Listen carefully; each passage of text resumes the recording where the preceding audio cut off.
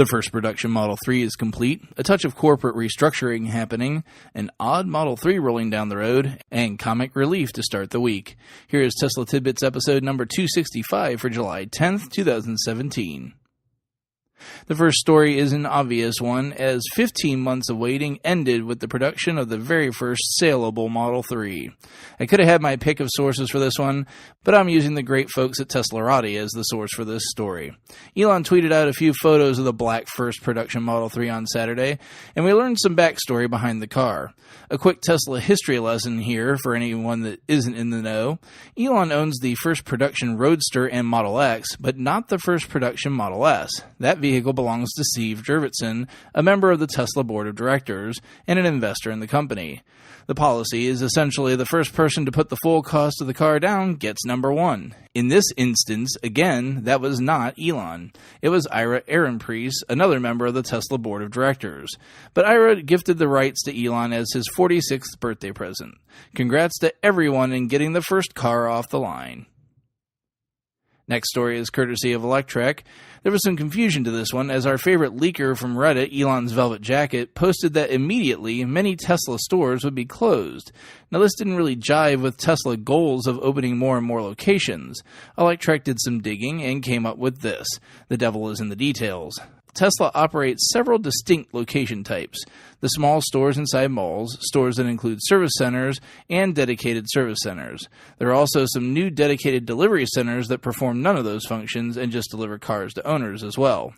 The real story here is that some of the locations that house both service and sales are going to be repurposed as dedicated service centers in order to focus on service and deliveries now that Model 3 is here. It is a small number of locations, 7 in total, and it only affects 35 employees. The employees will not lose their jobs and will be transferred to different locations. We continue on now at Electrek. While it was confirmed that the glass roof that is now standard on Model S will be optional on Model 3, we've still yet to see a Model 3 running around with a body color roof. However, that may have changed. A Model Coat Red Model 3 was spotted tooling down the highway, but with a white top rather than a body color or glass. This could be a couple of things. They could be hiding something specific about the glass roof that we've already been seeing. This could be a body color roof with the delivery shielding that you just see on cars on transport trucks. Or lastly, they may have just plopped a white roof onto a release candidate car to test things out. I'm leaning toward the second of these three. The last doesn't work, as one of the signature elements of the Model 3's design is the huge rear window, much like Model X has the huge windshield. If you look at the video, the white piece goes way too far back to simply be the roof and not a covering. I don't think it's number one, simply because what could possibly need to be hidden about a window? Let me know what you guys think. Lastly, we get a stop in the comedy department. Model 3 Owners Club posted a filing from the lawsuit in Michigan that is fairly not safe for work, but the first half of it I can read to you safely. If you're unfamiliar with the case, Tesla recently won a huge victory in compelling certain lawmakers to turn over emails related to communication with car dealers, manufacturers, and dealers associations. One of the arguments against this was basically that allowing this to happen might encourage more people to ask for things like this, bogging down lawmakers and preventing them from making laws. However, it looks like another argument being made is that apparently the public will be angry if this information is released. The filing shows two examples, one an email and the other a voicemail, directed at dealer groups in the state. The email went as follows, quote, "Your association is full of terrible people. Everyone hates auto dealers, and your support of the anti-Tesla language is just one more reason to hate you guys. I will continue to ensure that I never purchase a vehicle from an auto dealer ever again. P.S. Screw you guys." End quote. I'd love to read the other one, but it's very NSFW, and this is a family-friendly show. Check it out at the link in the show description if you're interested. Bottom line, apparently there's enough in there that people will be even more incensed about this than they already are.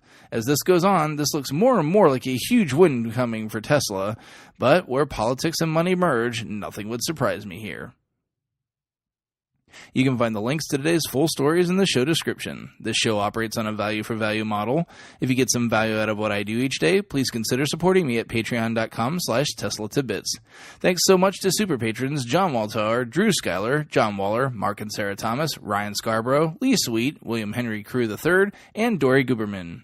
Apologies to first-time patron Guy Albanese from a while back for mispronouncing your name on that show, and this is your correction. A reminder to all future patrons, if your name remotely has the possibility of multiple pronunciations, you should send me a phonetic spelling after making your pledge so I don't screw it up. Remember, as I always say, if you have no extra scratch available, I totally understand. Please show your love with positive feedback and subscriptions on YouTube, Apple Podcasts, and other services across the internet. Or keep the show referral code in mind if you're in the market for a Tesla. That code is ts.la/JON4602, and it'll get you $1,000 off the car and free supercharging for the life of the vehicle.